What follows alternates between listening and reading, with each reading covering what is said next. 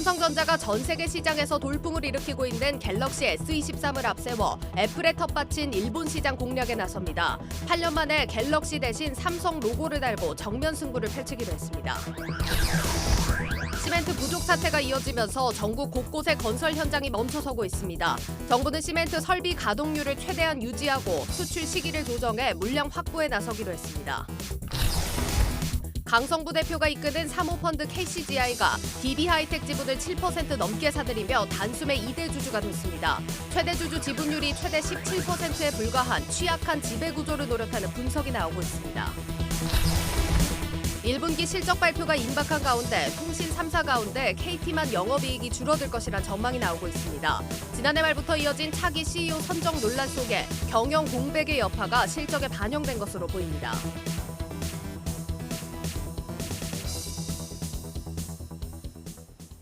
뉴스플러스 시작합니다. 첫 소식입니다. 삼성전자가 전 세계적으로 돌풍을 일으키고 있는 갤럭시 S23을 앞세워 애플의 텃밭인 일본 시장 공략에 나섭니다. 8년 만에 갤럭시 대신 삼성 로고를 붙이고 애플 아이폰과 브랜드를 건 정면 승부를 펼치기로 했습니다. 정원우 기자입니다. 행사장 곳곳에 삼성 로고가 보이고 제품 뒷면에도 삼성이 새겨졌습니다. 갤럭시만 보였던 작년과는 완전히 분위기가 달라졌습니다. 8년 만에 삼성을 단 신작 갤럭시 S23 시리즈가 일본에 상륙했습니다. 오는 20일 공식 출시됩니다. 本日は日本で発売する新製品 Galaxy S23 シリーズを発表させていただきます。 일본은 한국폰의 무덤이라고 불릴 정도로 아이폰의 텃밭입니다. 여전히 애플이 시장 절반 이상을 차지하고 있지만 삼성은 지난해 샤프를 제치고 2위를 탈환했습니다. 갤럭시 S22 울트라의 판매량이 기존 모델보다 57% 늘어나며 삼성전자는 자신감이 붙었습니다.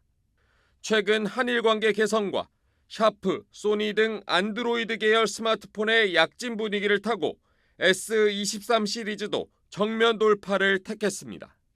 지난 2월 17일 글로벌 판매를 시작한 갤럭시 S23은 국내에서 이미 100만 대 판매를 돌파했습니다. 유럽과 인도, 중동, 중남미 등 글로벌 전 지역에서 판매 호조를 보이고 있습니다. 시리즈 중에서도 2억 화소의 혁신적 카메라를 장착한 울트라 모델이 인기를 끌고 있는 것으로 집계됐습니다. 삼성전자는 오는 20일 일본 출시와 함께 이달 중 아프리카와 서남아 일부 국가를 마지막으로 글로벌 출시를 완료할 예정입니다. 한국경제TV 정원우입니다.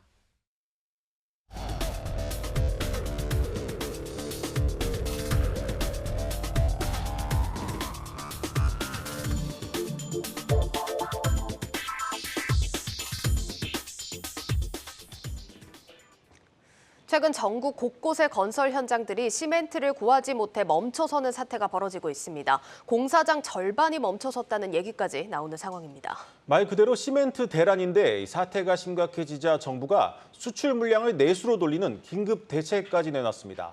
부동산부 전효송 기자와 자세히 짚어보겠습니다.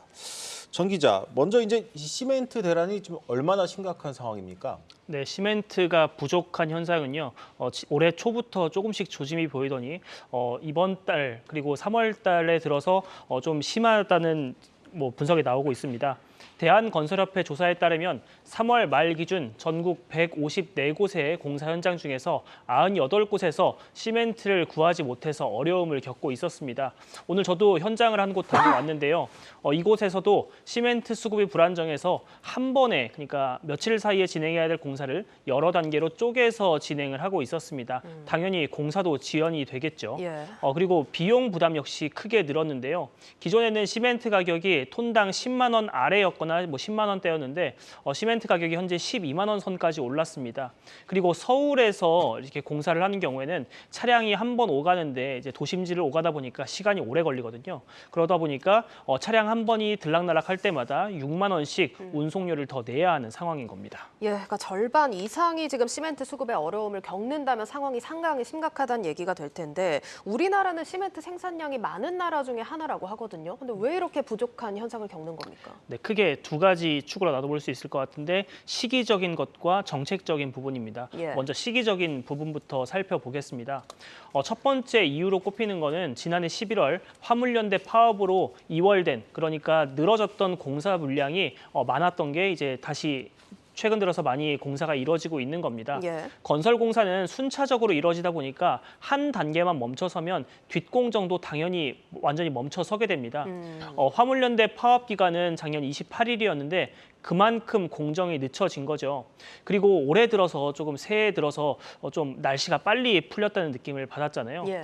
보통 공사가 1, 2월에는 많이 어려워서 공사 현장도 많이 멈추고 시멘트 생산량도 자연스럽게 줄거든요. 그런데 예년보다 온화해진 날씨 때문에 조기에 공사를 시작하는 현장이 늘었던 겁니다. 지난해에는 공사가 지연되고 올해는 공사가 일찍 시작하다 보니 단기적으로 시멘트 수요가 몰린 시점이 됐던 겁니다. 이 시멘트 부족 현상이 벌어진 다른 이유도 있다고 하던데 이 정부가 뭐 품질 기준을 높였다 이게 영향이라는 분석도 있습니다. 네, 작년에 HDC 현대산업개발의 화정 아이파크 붕괴 사고가 있었잖아요. 재작년이죠. 이후 콘크리트에 대한 품질 기준이 높아졌습니다. 시멘트협회의 데이터를 보면요. 올해 1분기에 시멘트 생산은 지난해보다 3에서 4% 정도 늘었습니다. 그리고 시멘트가 실제로 출고된 것도 기존에 있던 재고까지 추가해서 8% 정도 늘었습니다. 그러면은 시멘트를 섞어서 만드는 콘크리트 추라도 당연히 늘어야 되는데 콘크리트 추라는 결국 그대로였다는 거죠. 이는 콘크리트에 들어가는 시멘트 배합률이 기존보다 10% 정도 높아진 것이 시멘트가 부족한 이유 중 하나로 풀이가 됩니다. 여기에 2년에서 3년 전부터 탄소 저감 정책의 일환으로 시멘트를 만들 때 석탄 대신 가연성 폐기물을 연료로 사용하는 추세로 바뀌고 있습니다. 시멘트 생산 공정의 핵심인 연료를 바꾸는 과정이 필요하다 보니까 평년의 동절기 보수 작업보다 기간이 늘어졌다는 게 시멘트 업계의 설명입니다. 결국 시기적으로 공사가 몰렸고 여기에 공정의 변화까지 겹치면서 시멘트 품귀 현상이 빚어진 겁니다. 이와 관련해서 업계 관계자 인터뷰 준비했습니다. 추라 생산이 늘어나면 콘크리트 추라도 거의 그것같이 늘어나야 되는데 콘크리트의 추라는 미미하지만 같은 수준이지만 시멘트의 추라가 늘어났다는 얘기는 결국은 배합이 높아졌다. 네, 상황이 심각해지자 정부도 나섰습니다. 정부 대책은 어떤 겁니까? 네, 오늘 원희룡 국토교통부 장관은요, 건설협회 그리고 시멘트협회 등 업계 관계자들과 간담회를 가지고 향후 시멘트 대란에 대한 대책을 논의를 했습니다. 우선 해외로 수출되는 시멘트 물량을 내수용으로 돌리기로 했습니다. 또 정부, 건설사, 시멘트, 레미콘 업계 등이 참여하는 협의체도 꾸려서 시멘트가 얼마나 생산되고 있는지 그리고 재고량은 충분한지 이런 부분도 공유한다는 구상입니다.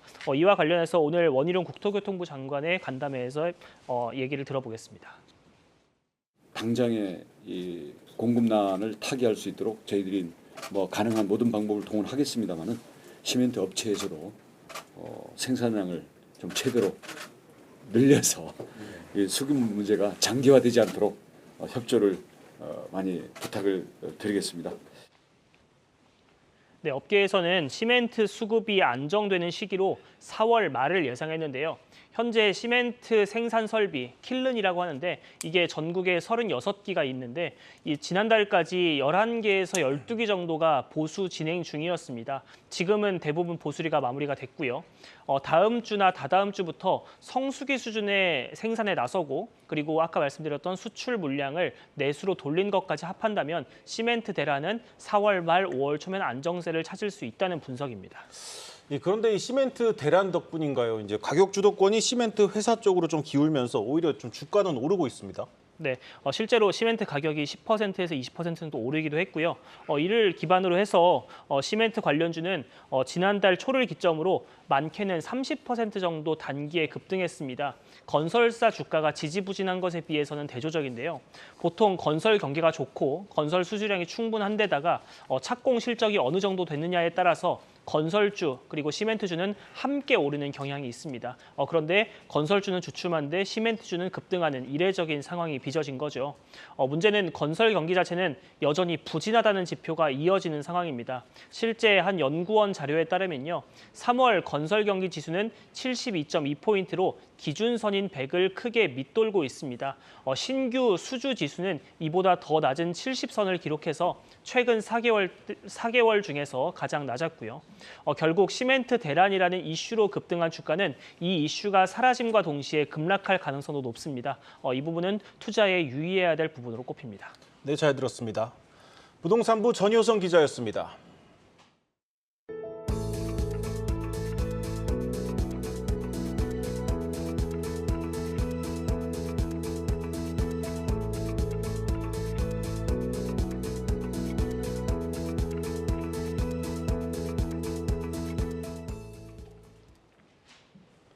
강성부 대표가 이끄는 사모펀드 KCGI가 DB하이텍 지분을 7% 넘게 사들여 단숨에 2대 주주가 됐습니다. 최대 주주 지분율이 낮은 취약한 지배구조를 노렸다는 분석이 나오고 있는 가운데 DB와 DB하이텍 주가는 요동치고 있습니다. 이 내용 취재한 신재근 기자와 얘기 나눠보겠습니다. 신 기자, DB 그리고 DB하이텍 최근 주가 흐름부터 살펴보죠. 네, 먼저 이제 그래프부터 하나 보면서 설명드리도록 하겠습니다.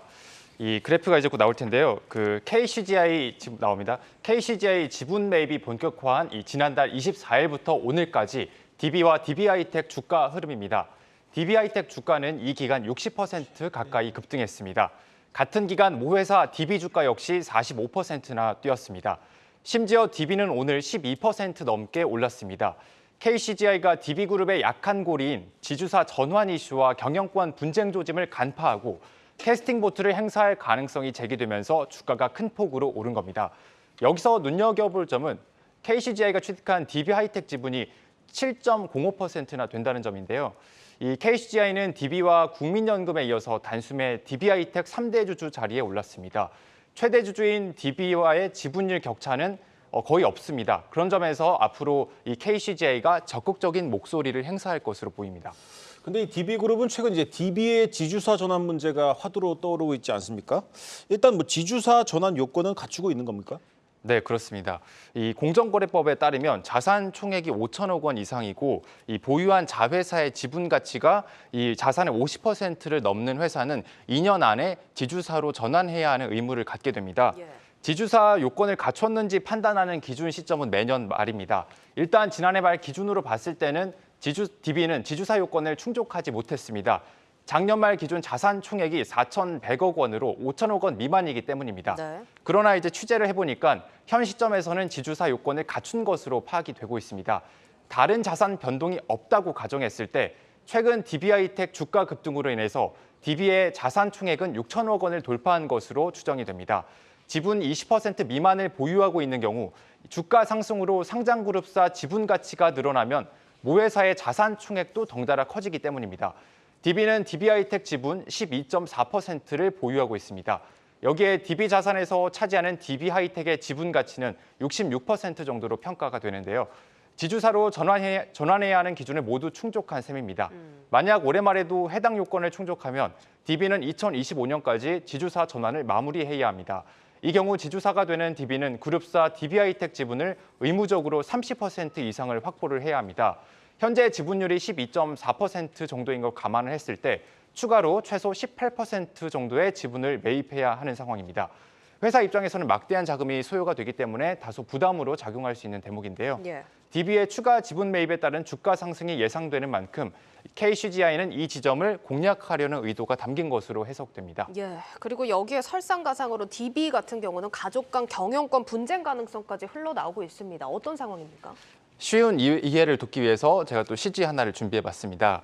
네, 현재 지금 나오고 있는데요. 현재 DB그룹은 지분 16.38%를 보유하고 있는 이 아들 김남호 회장이 DB그룹을 이끌고 있습니다. 다음으로 지분을 많이 갖고 있는 사람은 김남호 회장의 부친인 김준기 창업회장입니다.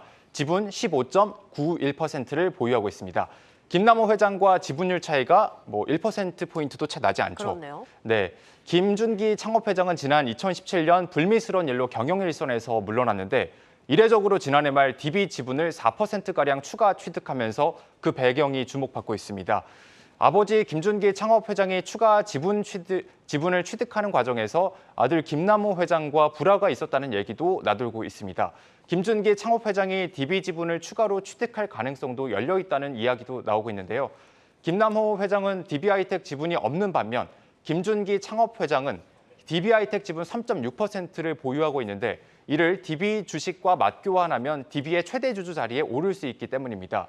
시장은 DB 지분 9.9%를 들고 있는 김준기 창업회장의 장녀, 김준기 부회장이 김주원 부회장이 이 김준기 창업회장과 연합전선을 꾸릴 것으로 보고 있습니다. 김남호 회장이 지분 싸움에서 불리한 처지에 놓이게 되는 셈입니다. 증권업계의 한 관계자는 김준기 창업회장의 지분 취득으로 봤을 때 경영권 분쟁으로 비춰질 가능성이 높다면서 정상적인 상황은 아닌 것으로 보인다고 말했습니다. 이게 부자 간의 대결이라서 좀 상황이 다르긴 하지만 이 한진칼 사태가 좀 떠오르긴 합니다. 실제로 이제 경영권 분쟁이 생기면 이 KCGI는 말 그대로 이제 꽃놀이패를 쥐는 건데 이 KCGI의 공식적인 설명은 뭡니까? 제가 강성부 KCGI 대표와 직접 통화를 해봤는데요. 강성부 대표는 DB하이텍 주가가 저평가된 상황이기 때문에 이 점을 고려해서 지분 취득을 하게 됐다라고만 설명을 했습니다. 추가로 지분 취득 계획에 대해서는 공시사항인 만큼 알려줄 수 없다고 답변했습니다.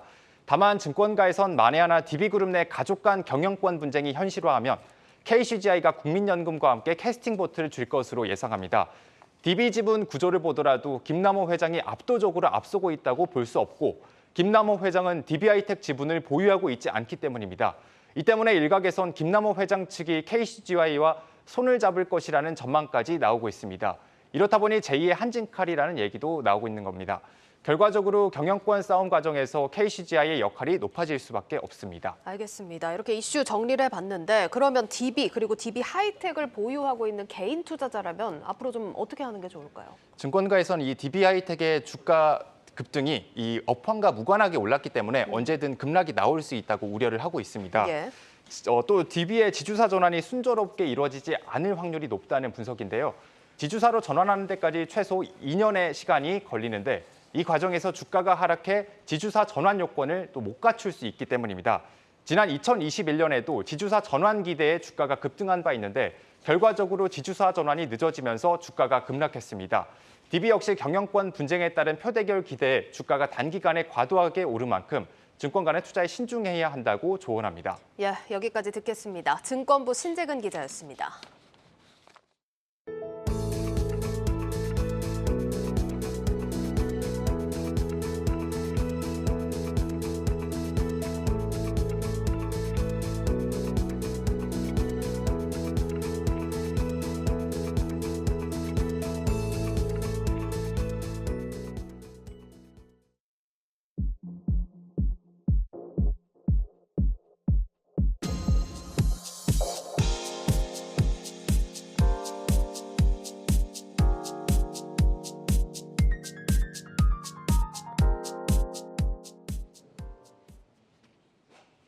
오늘 우리 주식시장 상황 점검해 보겠습니다. 증시 프리즘 정호진 기자와 함께합니다. 자, 정 기자, 오늘 경기 침체에 대한 우려 때문에 코스피가 좀 큰 폭으로 떨어졌습니다. 외국인이 현선물 모두 다 많이 팔았습니다. 네, 맞습니다. 최근 분위기가 좋았던 우리 증시도 오늘만큼은 한풀 꺾이는 모습이었습니다. 유가증권 시장과 코스닥 모두 어제보다 1% 넘게 빠지면서 장을 마감했는데요. 매매 주체별로 한번 살펴보면 외국인이 유가증권 시장과 코스닥 주가지수 선물 말씀하신 대로 일제히 매도한 반면 개인은 이 물량을 받아냈지만 지수 하락을 막아내기엔 역부족이었다 이렇게 볼 수 있겠습니다. 네. 시장별로 한번 살펴보겠습니다. 유가증권 시장에서는 이 개인이 9,567억 원을 순매수했는데요. 외국인과 기관은 각각 4,801억 원, 5,061억 원 순매도했고요. 또 다음으로 코스닥 시장에서도 마찬가지로 비슷했습니다. 코스닥 시장에서도 개인이 3,367억 원 홀로 받아냈지만 외국인과 기관은 각각 2,172억 원, 1,186억 원 이렇게 전부 순매도했습니다. 특히 코스닥에 파란불이 들어온 건 5개월여 만입니다. 그리고 올해 2분기 들어서 첫 하락 마감이라고 볼 수 있겠습니다. 그렇습니다. 시장 분위기는 안 좋지만 하락장일수록 종목이 좀 중요해집니다. 오늘 세 가지 키워드로 오늘 내일장 포인트 좀 정리해봤다고요? 네, 맞습니다. 제가 세 가지 키워드로 오늘 주목받았고 또 내일 주목받을 종목은 어떤 게 있을지 제가 한번 살펴봤습니다. 네, 첫 번째 키워드 미리 나와 있는데요. 여기 날아오른 히토류로 정해봤습니다. 네. 네. 오늘 히토류 관련주가 많이 올랐던데 이 중국이 일본의 히토류 수출을 규제할 수 있다면서요?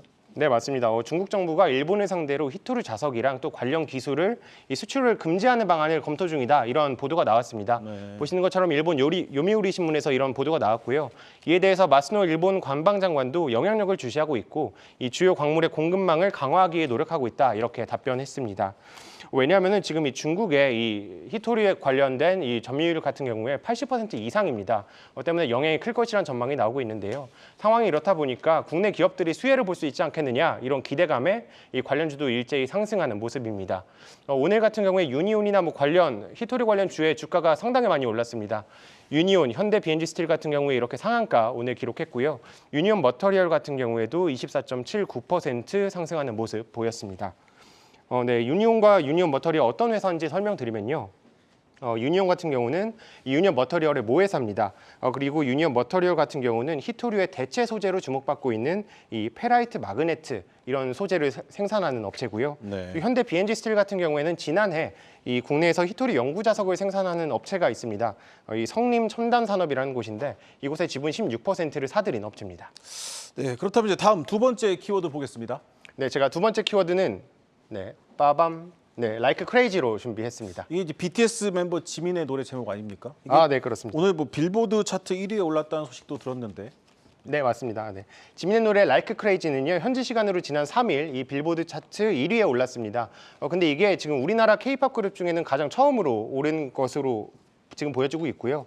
또 지민의 인기에 힘입어서 오늘 하이브의 주가 역시 날아올랐습니다. 하이브의 주가는 어제보다 7.50% 상승한 20만 5천 원에 장을 마쳤습니다. 하이브의 주가가 20만 원 선을 넘어선 건요, 지난 2월 14일 이후에 50여일 만입니다. 그리고 또 하이브를 필두로 하이브만 오른 게 아니라 다른 엔터주들도 같이 올랐거든요. 보시면 뭐 하이브, SM, JYP, YG 엔터테인먼트 전부 오늘 빨간불을 켜면서 장을 마쳤습니다. 증권업계에서는 이 최근 중국 시장이 문을 다시 개방하는 것과 맞물리면서 이 엔터주의 업황도 개선될 것이다 이렇게 전망하고 있습니다. 자, 이제 마지막 키워드는 뭐죠? 네, 제가 마지막 키워드는 이제 외국인이지만 삼성전자로 준비했습니다. 예. 네, 외국인이 왜 찜했냐? 살펴보면은 삼성전자의 지금 외국인 보유 비중이 51.09%나 됩니다. 이게 지난해 4월 22일 이후로 약 1년 만에 가장 많은 수치인데요. 네. KB증권은 왜 그래서 외국인이 삼성전자를 찜했냐? 한번 살펴봤더니 뭐 점진적인 수급 개선, 그리고 또 디램이나 낸드 플래시의 가격이 바닥에 근접했다. 이렇게 꼽았습니다. 그리고 삼성전자가 내일 예정된 실적 발표가 있잖아요. 근데 여기서 아무래도 부진할 것이다 이렇게 점쳐지긴 하는데 네. 2분기에 저점을 찍는 아무래도 상저하고의 패턴을 보일 것이다 이렇게 내다보고 있습니다. 그래서 오늘 삼성전자의 주가는 어제보다 2.50% 하락했지만 또 내일 발표되는 실적에 따라 시장이 어떻게 반응할지 이 부분은 또 살펴보셔야겠습니다. 네, 잘 들었습니다. 증시 프리즘 정호진 기자였습니다.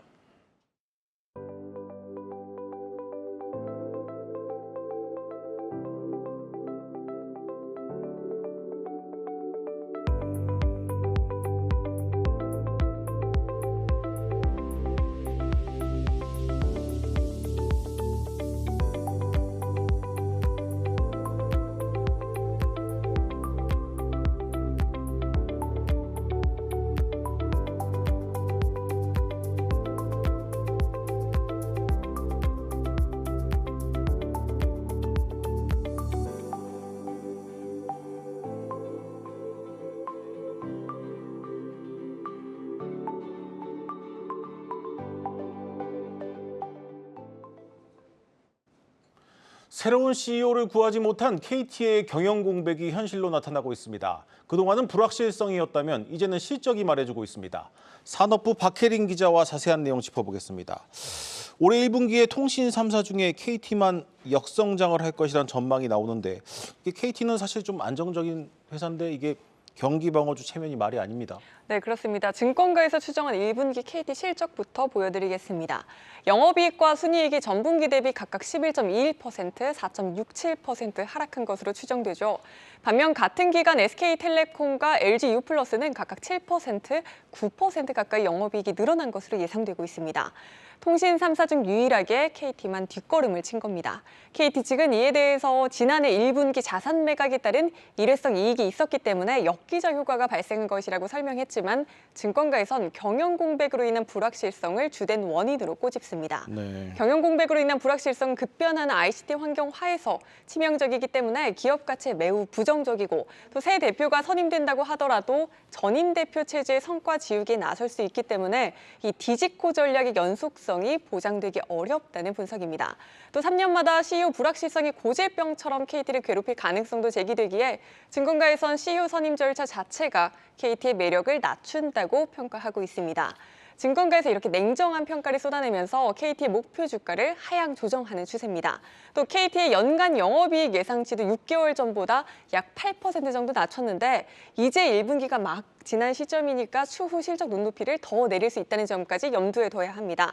사실 최근과 같이 경기 침체로 상장사 전반의 실적 악화가 예상되는 상황에서 이 경기를 크게 타지 않는 통신주들은 두각을 나타내기 마련인데요. 경영 공백 리스크에 실적도 주가도 끌어내리며 방어주 이름값을 제대로 못하고 있다는 분석이 나오고 있습니다.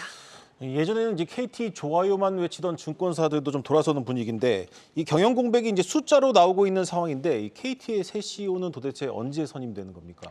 네, KT는 정상 경영 체제로 전환하기 위한 첫 발을 지배구조 개선 TF로 구성으로 뗐습니다. 또 다음과 같은 일련의 과정을 거쳐서 오는 8월 말까지 새 대표를 선임할 계획인데요. 여기서 또 우려의 목소리가 나오고 있습니다. 너무 늦다는 겁니다. 이미 지난해 말부터 이어져 온 경영 공백으로 투자 결정 미뤄지고 또 신규 물량 발주도 중단된 상황인데 8월 말까지 기다리기엔 본사는 물론 자회사나 협력사에서까지 부작용이 속출할 수 있다는 우려가 나오는 겁니다. 네. 이에 KT 전현직 임원으로 구성된 K비즈니스 연구 포럼은 최근 경영 공백 장기화에 회사가 망가지고 있다며 비상 경영 체제를 빠르게 종료해야 한다는 성명서를 이렇게 발표하기도 했습니다. 이 포럼의 의장이자 KT 임원 출신인 한영도 상명대 교수 이야기 직접 들어보시겠습니다. 박정욱 대표이사 직무대행을 하면서 직무대행의 업무 범위를 넘어서 비상경영을 하겠다는 거예요. 작년 11월부터 해서 이제 대표이사 선임권을 해서 지금 5개월이 소비됐어요. 앞으로 지금 5개월 더 간다 그런 거죠. 그럼 10개월이에요. 10개월 동안 어찌 보면 경영 공백 상태가 계속 지속되고 있는 거죠.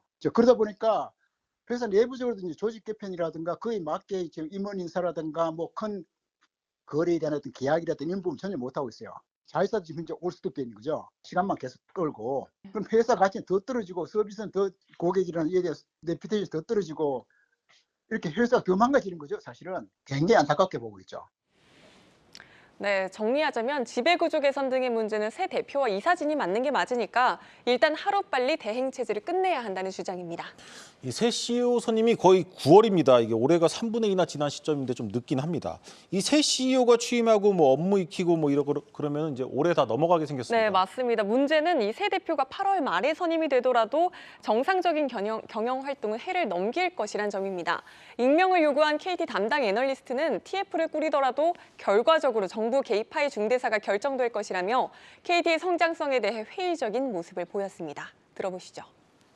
용산 입맛에 맞는 사람 꽂아 넣을 때까지 계속 이럴 것 같아서 TF가 무슨 의미가 있나 싶은 생각이 들어서요. 근데 뭐 새 대표가 7월이나 8월에 선임되면 그분 오셔서 세팅하고 뭐 거기서 또 한 3, 4개월 더 걸리지 않을까요? 그럼 올해 끝난 거예요. 근데 또 여기다 제사이동통신까지 나온다 그러면 사실 쉽지 않죠. 통신주들은 올해는 좀 규제 리스크가 너무 좀 많은 한 해인 것 같아서 당분간은 조금 보수적으로 말씀을 드리고 있는 상황입니다. 네, 대내외에서 이런 부정적인 전망이 쏟아지다 보니 주주들의 마음 타들어가고 있겠죠. 더군다나 이번에 KT가 주주들의 의견을 충분히 받기 위해 주주 추천으로 이루어진 외부 전문가 TF를 구성하고 여기서 지배구조 개선부터 하나하나 해나갈 계획이라고 했지만 여기서 또 개인 주주들은 소외감을 느끼고 있습니다. KT가 TF 구성원 추천권을 KT 지분 1% 이상 보유한 주주들, 즉 국민연금이나 신한은행 등 총 17곳의 법인과 기관에게만 부여했거든요. 전체 지분의 56.44%를 차지하는 개인 주주들로선 왜 우리 의사는 간과하느냐 이런 불만이 나오고 있습니다. 네. 더군다나 최근 KT 주주들은 위기 상황에서 결집해 있는 상황이기 때문에 발언권이 더 센 상황입니다. 오늘 기준으로 임시주주총회를 위한 의결권만 KT 총 주식의 대략 1.56%를 차지하고 있기 때문에 우리도 추천권을 부여받을 자격이 있다라고 주장하고 있습니다. 네이버 카페 KT 주주 모임 대표의 의견 들어보시죠. 50%가 넘는 개인 주주들의 입장도 중요할 터인데 회사 측에 분명히 항의했고요. 어떻게 회사가 움직이는지 국민연금이 2명 추천한다고 했을 때 1명만 받아주는 거 정도까지는 저희는 용인할 의사가 있고요. 네, 이렇게 경영 공백 장기화의 실적도 민심도 기업 가치에도 타격을 입고 있는 KT. 대내외 갈등을 봉합하는 일이 시급해 보입니다. 네, KT 갈 길이 멀어 보입니다. 산업부 박혜린 기자였습니다.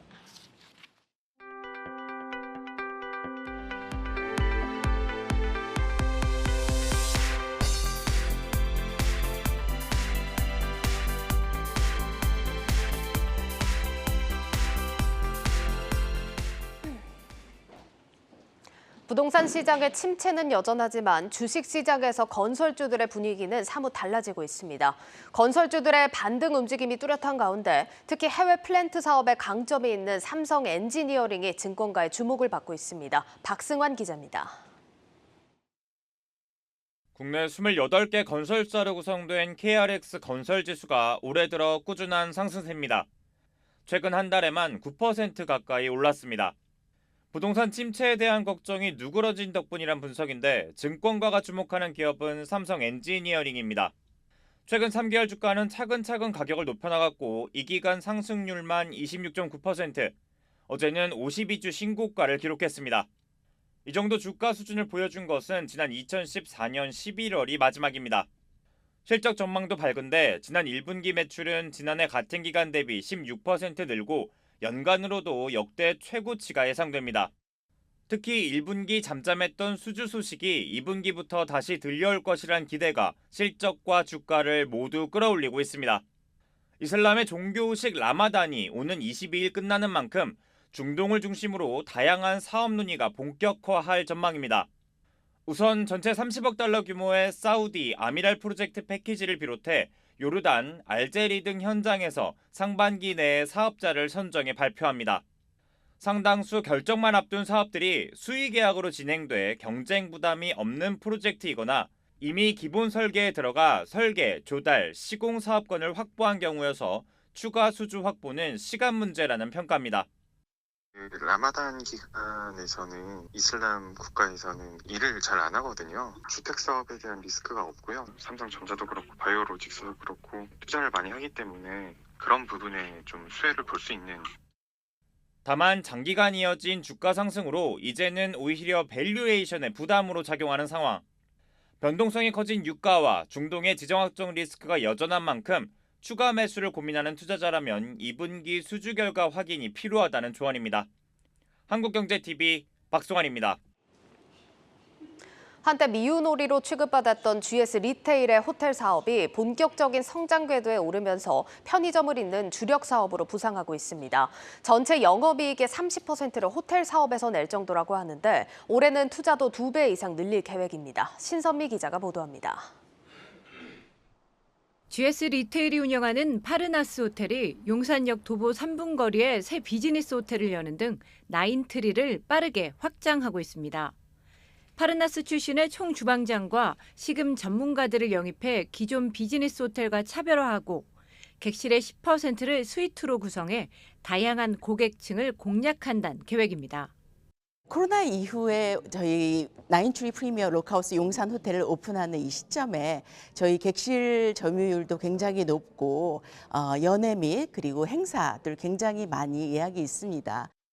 나인트리 용산 오픈으로 이제 GS 리테일은 5성급 호텔 3곳을 비롯해 국내에서만 모두 9곳의 호텔을 운영하게 됐습니다. 배달앱 요기요를 사들일 때만 해도 GS 리테일이 운영하는 파르나스 호텔을 팔아 자금 부담을 덜어야 한다는 목소리가 나왔던 것과 비교하면 호텔 사업의 위상이 달라진 셈입니다. 실제로 지난해 파르나스 호텔은 매출 3,694억 원, 영업이익 709억 원을 달성하며 창사 이래 최고 실적을 기록했습니다. GS 리테일의 실적 호조도 호텔이 견인했습니다. 호텔 수익 비중이 전체의 30%에 달합니다. 2015년 GS건설의 파르나스 호텔 지분 67.56%를 매입했을 당시 영업이익 기여도가 5%였던 점을 감안하면 눈에 띄는 성장입니다. 사회적 거리두기가 해제되면서 마이스, 국제 출장 등의 수요가 되살아난 데다 고급 호텔에 투숙하는 데 돈을 아끼지 않는 소비 트렌드가 겹치며 호텔 투숙률이 빠르게 회복된 결과입니다. 특히 초기 투자 비용이 컸던 프리미엄 복합 쇼핑 문화 공간인 파르나스몰과 오피스 빌딩 파르나스 타워에서 안정적인 수익이 형성되고 있다는 점도 긍정적입니다. 강남을 대표하는 이제 프리미엄 오피스로서 자리를 잡으면서 전체적으로 수익성에 대한 기여도가 굉장히 높아졌고요. 파르나스 몰도 삼성역과 바로 붙어 있고 옆에 현대백화점, 스타필드 코엑스몰과 바로 인접해 있는 그런 입지적인 장점 때문에 거기서 많은 임차 수익이 발생을 하고 있고요. 올해 GS 리테일은 호텔 신규 투자금으로 390억 원을 책정했습니다. 지난해의 2배가 넘는 금액입니다.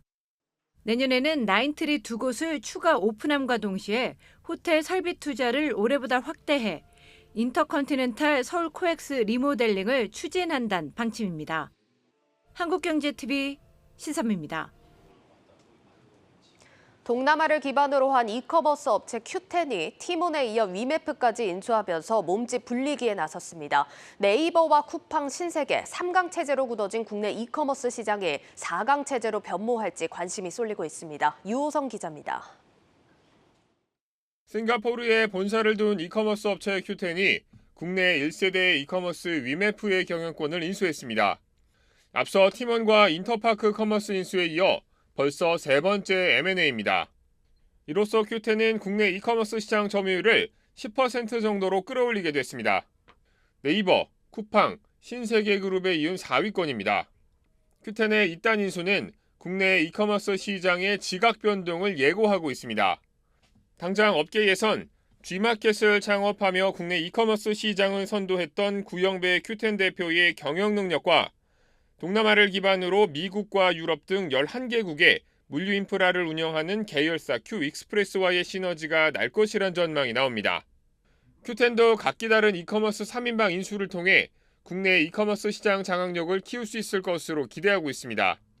직구나 도서 등 카테고리는 티몬과 인터파크 커머스가 맡고 온라인 쇼핑 등 오픈마켓은 위메프가 담당하는 방식입니다. 이제 해외 각지에 있는 그 상품이라든지 소비자들끼리 또 연결도 가능하고 또 그게 이제 티몬이나 위메프, 인터파크 커머스 셀러들한테도 연결할 수 있겠죠. 그리고 그 인프라 활용을 하면 수출까지 지원을 할 수 있거든요. 다만 일각에서는 Q10의 국내 플랫폼 인수가 이커머스 시장에 가져올 파급력이 예상보다 크지 않을 거라는 분석도 나오고 있습니다. 단순히 몸집을 키우는 것 가지고는 로켓 배송이나 새벽 배송 등 다양한 배송 서비스에 익숙해진 국내 소비자들이 차이점을 느끼지 못할 거란 의미입니다. 직구에서 가진 장점을 여기다 심으려고 하는 거 아닌가. 위메프나 티몬이 지금 국내 시장이 쪼그라든 상황에서 이게 시너지가 날 건지는 잘 모르겠고 일단 배송이 제일 문제잖아요. 배송 자체가 늦어버리면 알리도 넘기 쉽지 않지 않나. 때문에 Q10의 이딴 인수를 놓고 국내 사업 확대라기보다 계열사 Q익스프레스의 나스닥 상장을 위한 몸집 불리기라는 해석도 나오고 있습니다. 한국경제TV 유호성입니다. 지금 부산은 우리나라의 첫 번째 월드 엑스포가 될 2030년 세계 박람회 유치 열기로 가득 차 있습니다. 지난 3일부터 부산을 찾은 실사단이 잠시 전 기자회견을 열고 후보지를 둘러싼 소감을 밝혔습니다. 현장에 나가 있는 취재기자 연결해서 들어보겠습니다. 전민정 기자, 실사단이 어떤 평가를 내놨습니까? 네, 저는 지금 2030 세계 박람회 후보지에 대한 실사가 진행되고 있는 부산에 나와 있습니다. 1시간 전쯤 엑스포 개최지 선정을 위해 준비 상황을 점검하는 BI 실사단이 후보진을 둘러본 후 소감을 발표하는 기자회견을 마쳤는데요. 실사단은 이번 실사의 목적은 부산이 엑스포를 개최할 수 있는지 확인하는 것으로 실사 보고서에 어떤 내용을 작성할지 말하기는 어렵다고 밝혔습니다. 하지만 부산에 와서 따뜻하고 뜨거운 환영을 받았고 정말 엑스포를 열고 싶어 한다는 열정을 느낄 수 있었다며 엑스포 유치 열기에 대해 호평했습니다. 실사단장의 소감 직접 들어보시죠.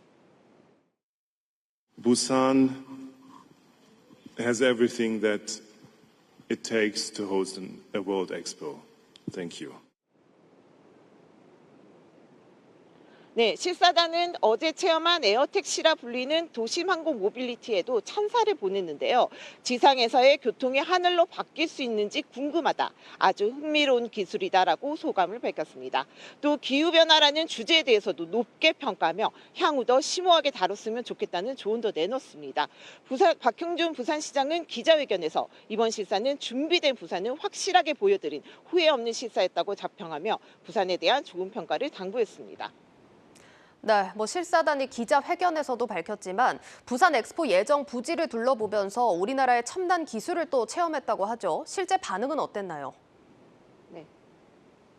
부산 방문 이틀째인 어제 실사단은 부산 엑스포의 주무대가 돼 부산 북항 재개발 구역을 찾았는데요. 실사단은 3차원 입체 영상을 결합해 엑스포 개최의 당위성과 조성 계획, 경쟁력 등을 설명하는 3차 프리젠테이션을 받고 현장을 직접 둘러봤습니다. 정부와 부산시는 부산항 북항이 어떻게 세계의 대전환이라는 주제에 걸맞게 탈바꿈하는지 실사단에게 보여줬습니다. 또 메타버스, 탄소 중립, 첨단 신기술, 문화, 최대 규모 궤도 지원 등 부산만의 차별화 포인트를 집중적으로 설명하며 부산은 준비됐다는 이미지를 심어줬습니다.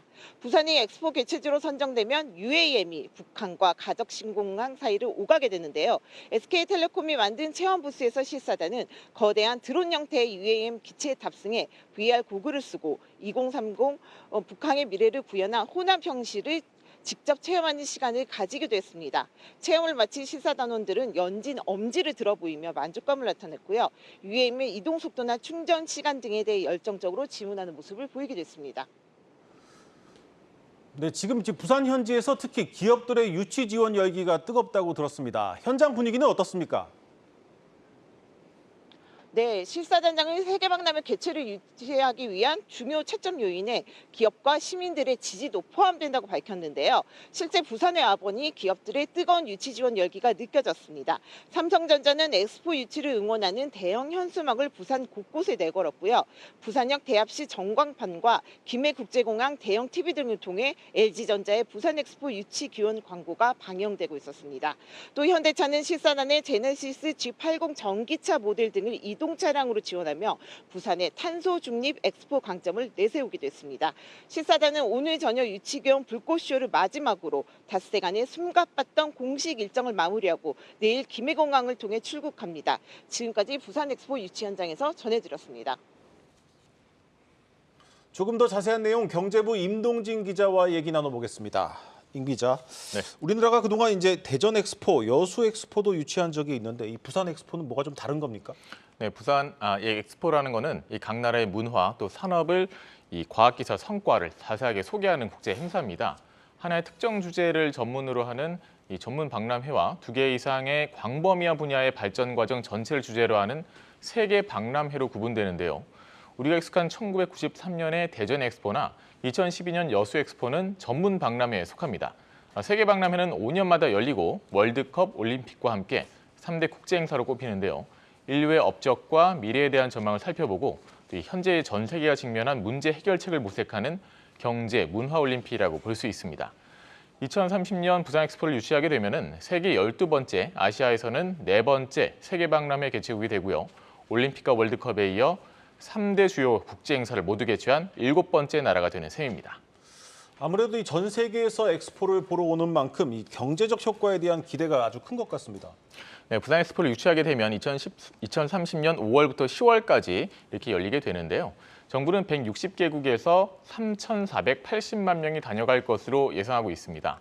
이와 관련해서 43조 원의 생산 유발 효과와 18조 원의 부가가치 유발 효과가 발생해 총 경제 효과가 61조 원에 이르고요. 50만 명의 고용 창출도 이루어질 수 있을 것으로 전망하고 있습니다. 특히 개최국은 부지만 제공하고 참가국들이 자신들의 비용을 들여서 국가관을 짓기 때문에 준비 기간에도 고용이나 주변 상권에 미치는 효과가 막대할 수밖에 없습니다. 또 행사 기간에 또 매주 국가별로 행사가 진행되는데요. 따라서 각 기관에 맞춰서 해당 국가의 정상급 인사가 방문하고 경제 사절단도 오기 때문에 다양한 비즈니스 창출 기회도 기대할 수 있습니다. 2010년에 열린 상하이 엑스포의 경우 관람객 7,300만 명, 48조 원의 생산 유발 효과, 63만 명의 고용 창출 효과 등이 있었던 것으로 분석되고 있습니다. 네, 그리고 또 특히 이번 유치전에서 눈에 띄는 게 기업들이 또 적극적으로 나서고 있다는 점이겠죠. 네, 윤석열 대통령이 이 부산 엑스포 유치를 국정과제로 채택하면서 정부와 민간이 전방위적으로 나서기 시작했는데요. 윤 대통령은 국무회의나 수석 비서관 회의 등 중요한 자리마다 부산 엑스포 유치에 총력을 기울여달라고 언급하고 있습니다. 지난 3일엔 직접 국제박람회 기구 실사들을 만났고요. 현지 실사 마지막 날인 오늘도 부산에서 중앙지방협력회의를 주재하고 중앙정부와 지방정부가 함께 이 부산 엑스포 유치에 모든 역량을 동원해 힘을 모아줄 것을 당부했습니다. 삼성과 SK, 현대차, LG, 롯데 등 10대 그룹 총수들도 팔을 걷어붙였습니다. 각 기업들이 유치 교섭을 위해 지금까지 다녀온 국가는 84개국인데요. 거리로 따지면 지구 64.5바퀴에 달한다고 합니다. 부산 엑스포 유치위원회 공동위원장인 최태현 SK그룹 회장은 물론 이재용 삼성전자 회장 등 기업 총수들은 특사 자격으로 각국을 방문해 윤석열 대통령의 친서를 직접 전달했습니다. 지금 우리나라의 가장 큰 경쟁 상대가 이제 막대한 자금력이 무기인 사우디입니다. 이 사우디가 조금 더 유력하다는 얘기는 좀 들었는데 우리의 유치 가능성은 어느 정도입니까? 네, 지금 후보지가 말씀하신 우리 부산과 또 이탈리아의 로마, 사우디아라비아의 리야드, 우크라이나의 오데사 등입니다. 이탈리아는 이미 2015년 엑스포를 개최해서 아직 그 기간이 얼마 안 됐고요. 우크라이나는 전쟁으로 상황이 좋지 않습니다. 사우디아라비아가 현재 가장 앞서 있는 것으로 평가받고 있는데요. 지난해까지만 해도 우리나라는 유치 가능성이 상당히 낮은 상황이었습니다. 하지만 최근 1년간 정부는 물론 기업들이 특히 열심히 뛰면서 이제는 사우디와 비슷한 수준까지 올라왔다는 평가가 나옵니다. 11월에 진행된 투표에서 특정 국가가 3분의 2 이상 표를 얻지 못하면 2차 투표로 넘어가는데 2차로 만약 넘어가게 되면 사우디와의 경쟁에서 충분히 승산이 있다고 정부는 분석하고 있습니다. 이번 엑스포 유치는 윤석열 정부의 외교력을 증명하는 자리인 것은 물론 내년 총선에도 간접적으로 영향을 줄 것으로 판단되는 만큼 정부는 마지막까지 총력전을 펼칠 것으로 보입니다. 네, 잘 들었습니다. 경제부 임동진 기자였습니다.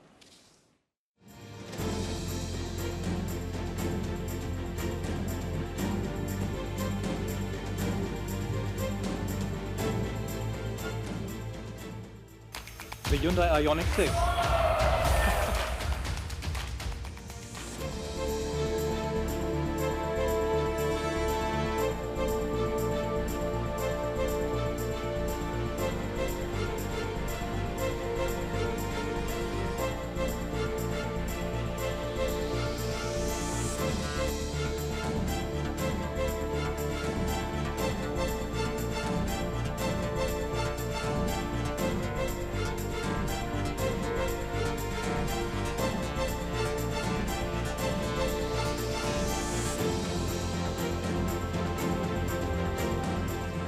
며칠 전에 기사가 났지만은 미국에서 가장 핫한 브랜드가 뭐 기아 자동차고 여러 딜러 그룹에서 기아 자동차 딜러가 되기 위해서 노력을 하고 있다.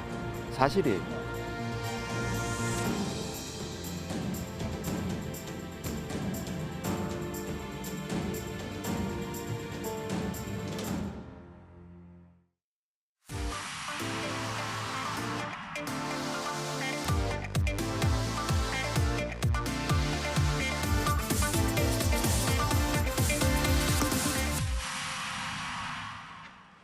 네, 고 웨스트 시간입니다. 간밤 뉴욕 증시 고용 지표가 예상보다 더 부진하게 나오면서 뉴욕 증시는 하락 마감했습니다. 자, 이렇게 경기 침체 우려가 더 커지는 상황에서 이제 곧 1분기 어닝 시즌이 뉴욕 증시 임박한 상황입니다.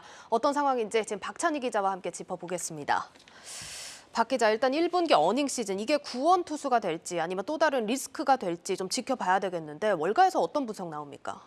네, 실리콘밸리 파상 사태에 대해서 거기서부터 시작된 이 금융 리스크가 일부 완화되면서 자연스레 투자자들의 시선은 올해 1분기 기업 실적으로 넘어가고 있습니다. 네.